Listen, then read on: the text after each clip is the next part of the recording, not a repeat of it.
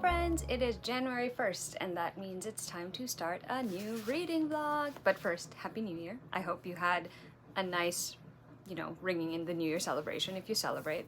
I had a fun time with my family, and as you probably saw in the video clips, we finished a 1,000-piece puzzle because that's how we roll.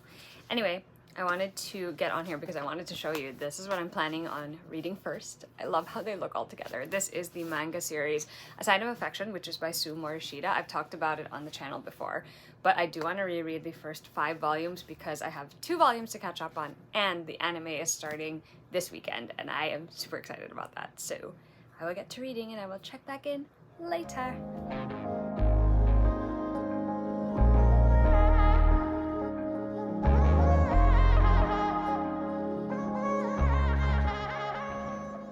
Y'all know I love a headbat.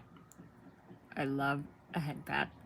Okay, I am back like 20-ish minutes later because I finished rereading the first volume of A Sign of Affection and I also realized I hadn't said what it was about. So it's about this girl named Yuki. She is a college student and she is deaf and communicates primarily through sign language.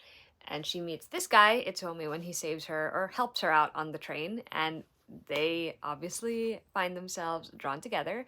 I love this manga. Like, I have loved it since the first time I read it, and I still really enjoy it. I have very strong feelings about these 2 characters and their ship. Like, I really genuinely want them to be together, and I find them super cute.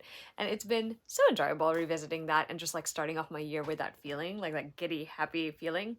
Plus, this particular volume has quite a few of my favorite thing, which is like head pats.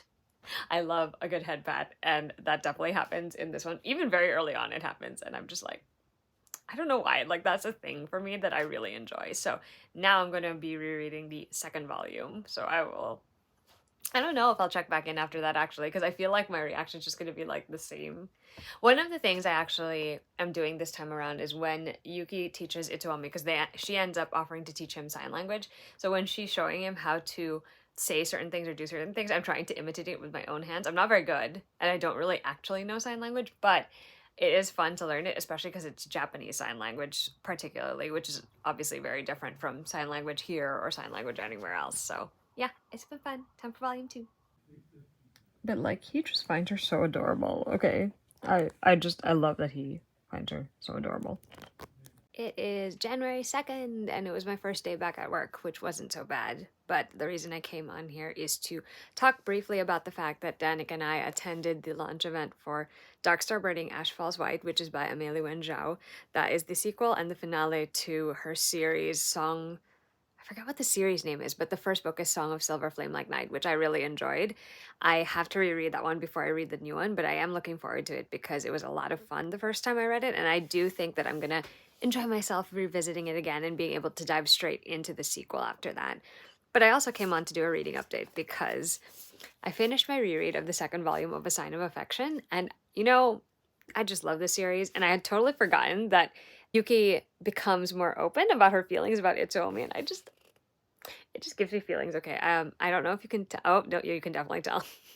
I clearly marked up a lot of panels that I really liked, which is my new thing with manga. Like, I just mark off the panels that like give me feelings, and the tendency is for those feelings to be like shrieking over like the romantic entanglements, at least with the shoujo ones. So fun time, and I'm super excited to keep going with the series. I've decided for now I'm just going to try to do 1 volume a day, which means that I will more or less be caught up with whatever is released currently in English in the US by the time the anime airs, and I'm so excited for that. Like, I'm ridiculously excited for that. So yeah, the other thing that I need to do a reading update on is I started a new middle grade fantasy book, and that book is Lulu Sinagtala and the City of Noble Warriors by Gail D. Villanueva, and I'm enjoying it so far. I don't think I'm quite as into the writing style of it, and I do feel like it definitely reads a lot younger than, other middle grade books I've been reading recently, but it is a lot of fun, and I like that it seems to be different, or a different application of like the Filipino lore and heroes and all of those things. I'm interested in seeing what happens next in it. Like, it reads really fast too, so that's a plus. I like the main character Lulu a lot. I also like her sister a lot, and I do think like eventually when they go off on a quest, which is what is about to happen, I'm like 20% into this book, it's gonna be fun to see her team up with the others. I don't know, it's just a fun blend, and I really still am in such a big middle grade mood, so it's working really, really well for me, and I'm looking forward to finding out how it comes to a close. Although I think this is the first in a series, so I feel like something will be wrapped up, but then there'll be more to explore, and that's always a fun thing. But like, it is so cool. Like, honestly, still so cool and so surreal to see so much Filipino culture and lore and terms and all of those things integrated into books that are being traditionally published here in the US. It's wild. It's wild. It's truly wild and amazing and so cool. It is January 5th. I had to stop and think about that. It's January 5th and it's over halfway through the workday, thank goodness. So I should be free soon to do weekend things. But I figured I'd come and check in for a reading update because I realized I don't think I've done one in a while. And I can't remember what the last thing was that I was talking about. So since the last clip, which I'm gonna guess was probably like a couple of days ago, I actually finished reading the second volume of A Sign of Affection, and it was delightful.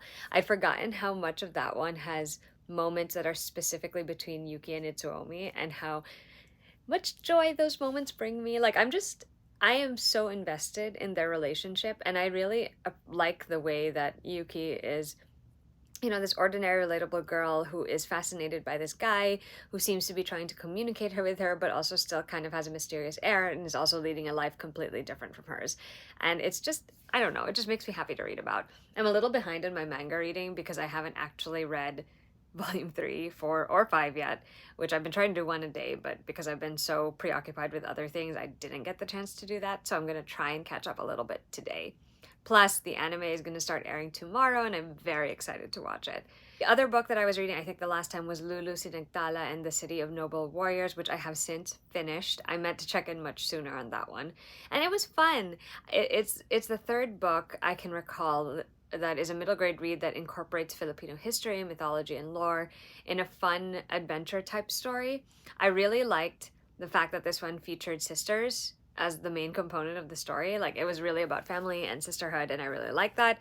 I just had I got a kick out of seeing lots of familiar Filipino like terms, phrases, you know, and even learning some new mythology that I wasn't as familiar with, or maybe just new aspects that I wasn't familiar with, was also really fun. Unfortunately, I just didn't quite feel as deeply invested in these characters in a personal way, the way that I did with The Spirit Glass, which is the last one that I read. It was still fun and it was still a good time, and I was pretty content to let the plot take me where it would because it was keeping me entertained. I think I would like to know how the story continues, but I'm not sure if it would be one that I would be rushing to read, if that makes any sense. Still, it's worth checking out, and it is really cool. Like, younger me would probably be flipping out that we finally get stories traditionally published for a Western audience that are inspired by, or, you know, include some Filipino lore. And then now I am actually currently reading a sequel, Emily Wilde's Map of the Otherlands, and I'm enjoying it so far. It still has the same feel as the first book, but I will say that the first book felt to me like the beginning was super slow because we're kind of setting things up and it feels very slice of life, whereas this one, we're kind of thrown right into the action, which is not a bad thing per se, but like, of course, it makes it more exciting. The first book last year was a new favorite, and this one I think will be just an enjoyable installment because a lot of the way I feel about it is predicated on now knowing these characters and understanding what they've been through.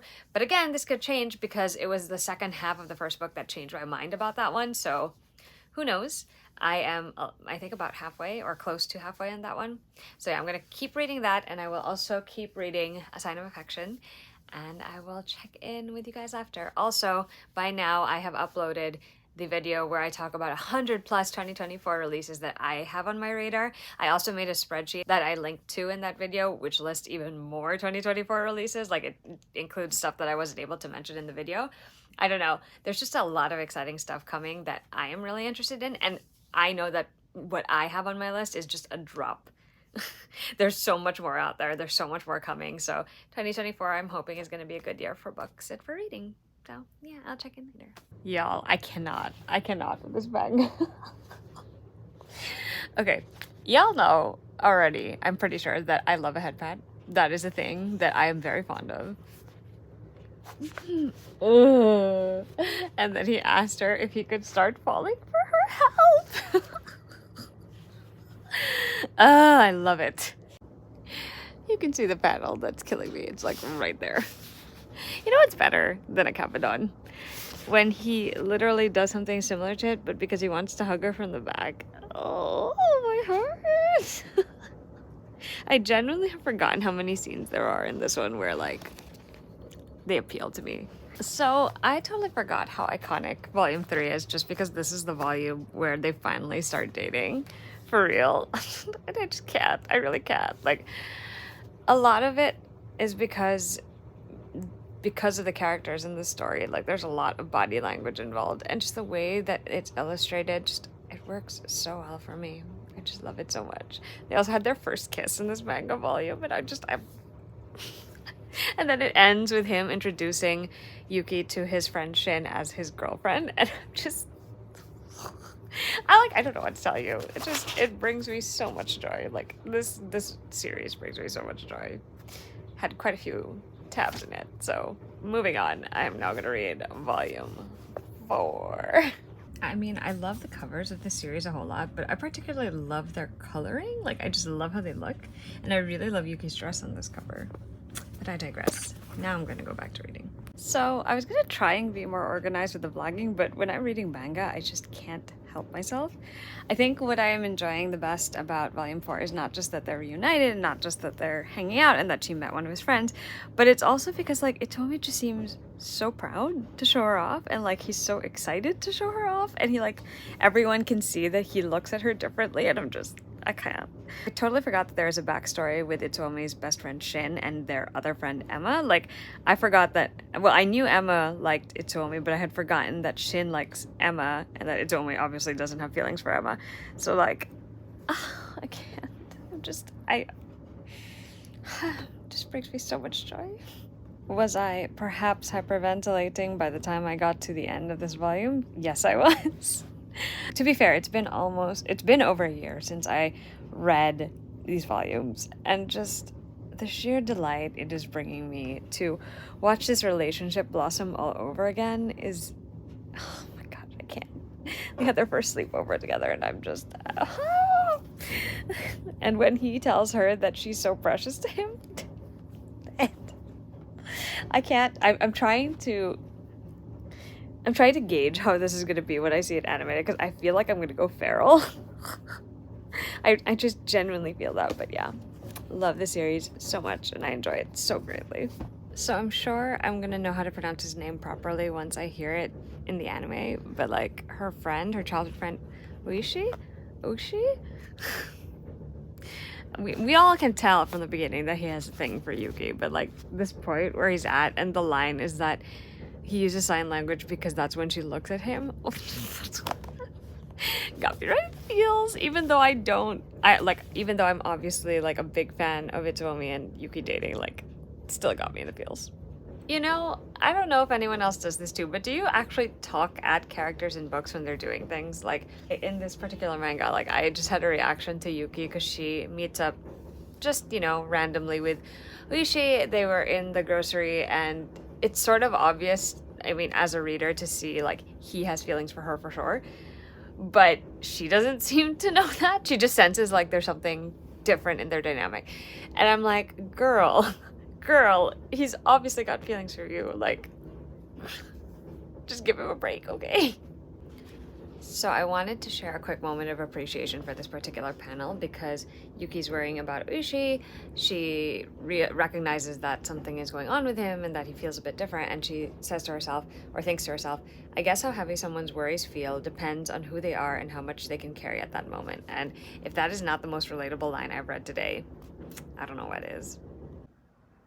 There's just something nice about when a male character, or the love interest, actually any love interest, just takes off their coat or shirt and decides to give it to the other character because the other character's cold. There's just something really nice about that, isn't there?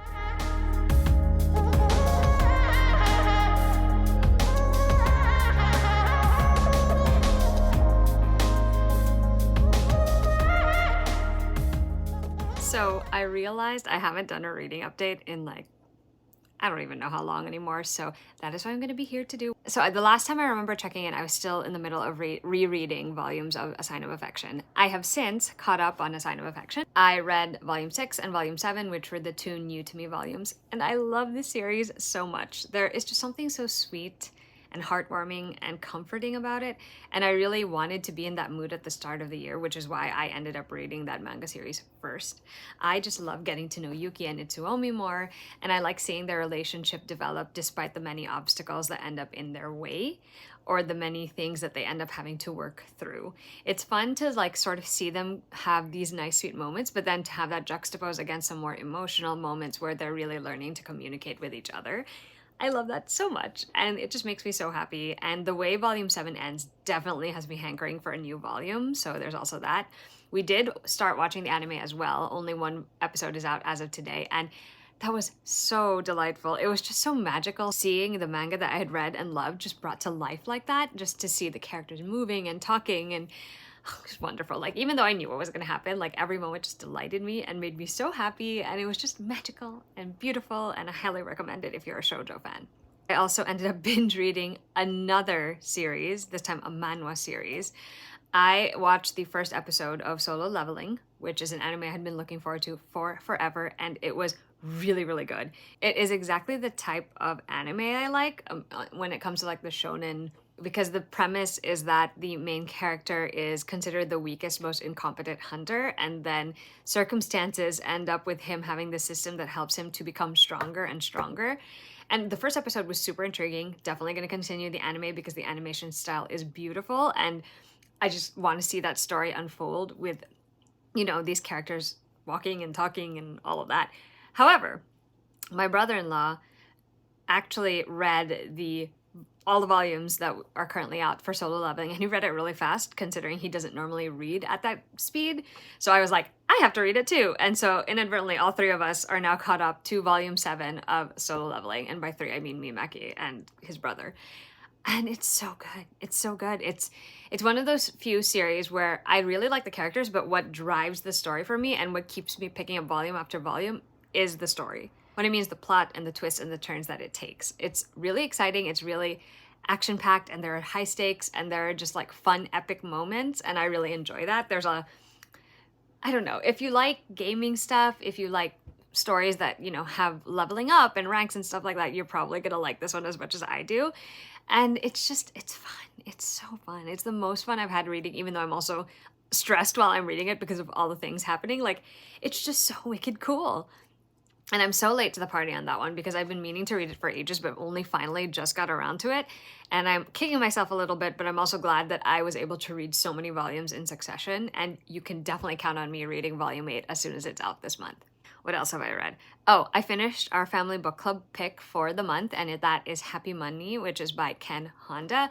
This is a nonfiction book. It includes some financial concepts, I want to say. And I think it definitely leaned more into the concept side of things. It reminded me a little bit of my experience reading The Life-Changing Magic of Tidying Up by Marie Kondo. I liked some of the advice it had to offer, and I liked the commentary that inspired some like real reflection on my part. But overall, I still feel like I didn't actually have much takeaway other than that. It was an interesting thing to read though, because it's another perspective on money and finances. And you know, the idea of money being happy if you're grateful for it, one of the concepts that I took away from the book anyway, was something that I could appreciate. So there's that.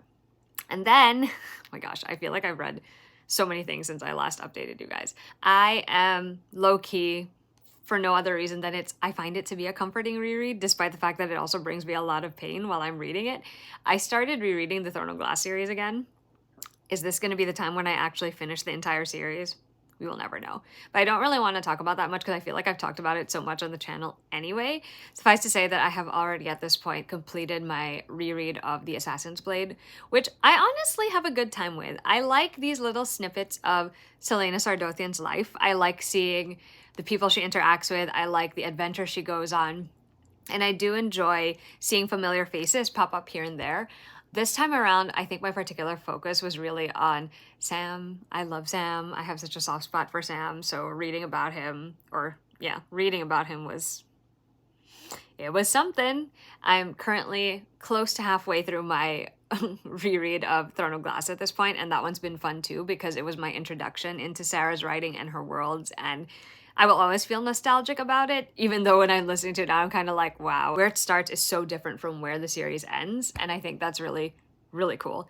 I do really like that right off the bat, the characters feel alive to me. Like, I immediately latched onto the three main characters in Throne of Glass. I feel like the character work is so strong in this series. Like, I immediately latched onto characters in both Throne of Glass and The Assassin's Blade, and I think that's one of Sarah's strengths when it comes to her storytelling, creating a cast of characters that readers come to know and love over the course of a series. But enough about that. The last thing I need to talk about is Emily Wilde's, I was gonna say Encyclopedia of Fairies, but that's the first one. I mean, Emily Wilde's Map of the Otherlands, which I just finished on my way home today, and it was so good.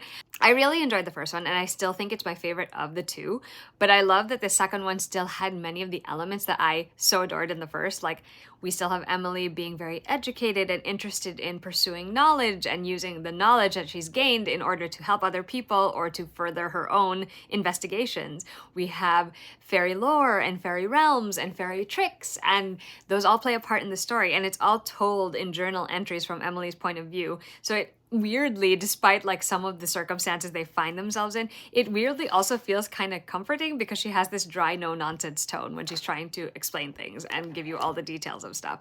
So I honestly, it was such a good time. Like, I had so much fun, and I like that the second one does start off a little more action-packed right away versus the way the first one kind of slow builds you into it. Yeah, it was fun to meet new characters and to encounter new types of fairy. It was great to see some of the old things or old individuals come and play a part in the second book. And like, I love being in Emily's head. I love accompanying her on these investigations and adventures and just seeing her work through all of these things, both the academic stuff and the emotional stuff. Like, that was fun. And I feel like there could be another installment of this, so I'm hoping they will announce a third book, and I for one am definitely going to read it. So I actually will hopefully finish my Throne of Glass reread tomorrow, but I also plan to start another book today, and I think I'm going to be starting The Invocations.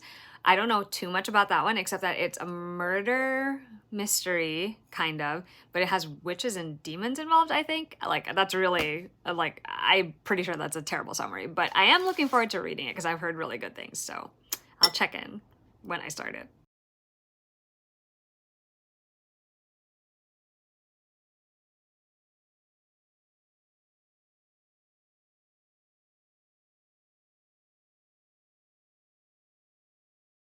It's snowing. I don't know if you can see that, but it's snowing. And it's the nice kind of snow today too.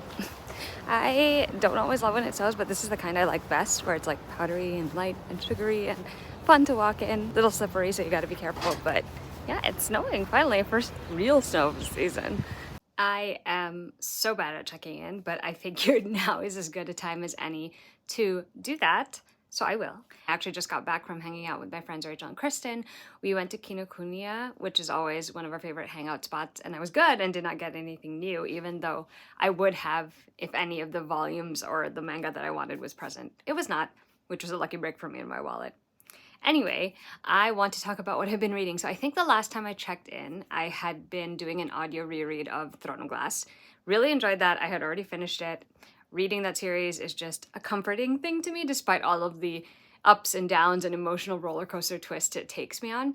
And so I proceeded to immediately dive into Crown of Midnight, and I also have finished listening to that one as well. I think the thing that I'm taking away from this reread this time around is any mentions that I feel connected to all the other universes, like doors or portals and stuff like that. And there have been quite a few, and it's getting me really hyped for Crescent City. But I've decided actually to stop my reread for now, like put it on pause, because in the next 2 weeks, the third Crescent City book, House of Flame and Shadow, is coming out, and I want to read that one on release week. So in order to do that, or at least I feel like in order to do that, I want to reread House of Earth and Blood and House of Sky and Breath. So that is my plan. Instead of continuing with Throne of Glass, I'm going to go ahead and start my reread of the Crescent City series. Anyway, I also have since, the last time I checked in, read the entirety of The Invocations by Christelle Sutherland. It was my first time reading something by this author, and I really enjoyed it. I liked the atmospherics of it. I think the way she writes has a beautiful cadence to it. I liked her word choices and the turns of phrase that she picked in order to describe certain things or to just set the scene, and I thought she did a really good job with that. It is definitely one of those books which has darker content, so check out any content warnings for that one before you pick it up. But I thought it was really good. It was such a solid story. It had 3 narrators that I enjoyed getting to know and getting to see work in concert with one another. And I also liked the themes that it touched upon in that one, because it is, you know, on the surface, a book about 3 girls who end up teaming up for different reasons in order to hunt down a serial killer who is targeting witches. But there is a lot more thematically to it, and I really enjoyed experiencing that. So it was definitely a good read, and just, it's not in my usual wheelhouse, but I was really impressed. So there's that. However, I do want to talk about my current read, which I'm like 33% into, 34% into, and that's The Breakup Tour, which is by Emily Wibberley and Austin Siegemund Broca, who are authors that I have read from before, both in the YA and the adult sides of things. And I am really enjoying this one. It is obviously very Swiftie coded. So if you're a Taylor Swift fan, or if you know Taylor Swift or like Taylor Swift, or have even followed a little bit of her career, you will kind of see certain nods to that, which is really fun. And honestly, I am compiling a very short playlist in my head of like the songs that are reminding me of this book. But like, I've also always really liked how these authors write. I enjoyed their first adult book a lot. I like the second one, but this one is just giving me that same feeling the first one did, where I'm loving the way they write about things. I like the metaphors they're using to express things. I love that they're really leaning into the feelings and the complications of this relationship between the 2 main characters, Riley and Max, and how both are so, they shine so brightly, but they're also incredibly shaped by their own history and experiences and feelings and all sorts of things. And they each have their flaws as well, and the things that they're insecure or afraid of, or they just don't really buy into. And like, it's all coming together so beautifully, hitting all the right notes. See what I did there? It's hitting all the right notes for me anyway, and I'm really hoping that I'm gonna love it all the way through to the end, because right now it's very, very promising. So I really needed to take a moment and share that, because I'm so excited that I am loving this book. It is the first official contemporary romance book I picked up this year, and it's going very well for me, thank you. It is January 17th, which is the birthday of one of my friends, actually. Anyway, I'm here because I have to do a reading update. The truth is, I was actually supposed to film videos today, like that was my plan, but I'm feeling very no bones right now because, you know, it just happens every so often in a month. So I decided I would just do a reading update instead. I'm hoping to wrap up this reading vlog and post it this Friday, so you're gonna get it pretty recently, but I need to talk about The Breakup Tour because I am enjoying my experience with this book so much. Yes, a lot of it is because, of course, like I can't unsee the Taylor Swiftness of it. And so I've been like reading so much into different lines and just pulling songs that remind me of it. How do I explain this? Oh my God, I'm so frazzled. Okay. So I have been obviously compiling a playlist of the Taylor Swift songs that I feel personally would make up the Breakup Tour playlist for me as the person experiencing it as a reader. Because I do have this theory that maybe when you're writing the story, or because we each have our own individual interpretation of a book when we're reading it, we'd each pick different songs to go with it. But like, I'm compiling a playlist. Some of them are just like overall feelings for the book. Some of them are like specific lines or scenes or moments that are reminding me of the songs in question. It's been so much fun to do that and to experience it. I also want to point out that I am really enjoying the writing in this. The way that Emily Wibberley and Austin Siegemund Broca write, I don't know, there's something about their word choices as well that I can appreciate so much. Like, I'm not even gonna lie to you, I don't even know how many pictures I've taken of the different pages in this book because I just want to remember the turns of phrase. Sometimes they're like quotable quotes, but there are definitely ones where I'm like, I just really love the passage in the book. And I know that's not gonna work for everyone. I think there are some people who probably won't appreciate that or really click with that as well as I did, but like, I am so enjoying this book. I'm so glad it's the first romance I picked up this year because guaranteed it's probably going to be one of my favorites. I don't know. I mean, the year is long, right? And there's so many books that could possibly knock it off that list, but like when we get to the end anyway, but like, oh, it's so good. It's so enjoyable, so much fun. Like, I just really enjoy it. Okay, I'm just having a great time reading it. Like, oh, so good. So I've technically had like a minute or two to compose myself, but I finished The Breakup Tour. And it made me cry. Like, I was really getting emotional reading it anyway, but like at some point, like I hit a point where I was just like crying for a good solid number of chapters. Like, it hurt so bad. But like, It hurt so bad, but then it ended so well. Like, I loved it. Like, I'm sorry. Like, I can understand that this is probably not going to work for everyone, but like for me, this is everything I wanted. Like, it was just so good, so perfect. The characters, the way the story played out, the musical elements, the celebrity elements, like it all just it fit together so perfectly, and I really like the way that these authors write. So yeah, it was so good. It was so good. I loved it. Also, if you are a Taylor Swift fan, then of course, like you're gonna feel all of the Taylor Swift vibes. Like I certainly did. So it was everything. They broke my heart and put it back together, and I just I loved it so much. I had such a great time.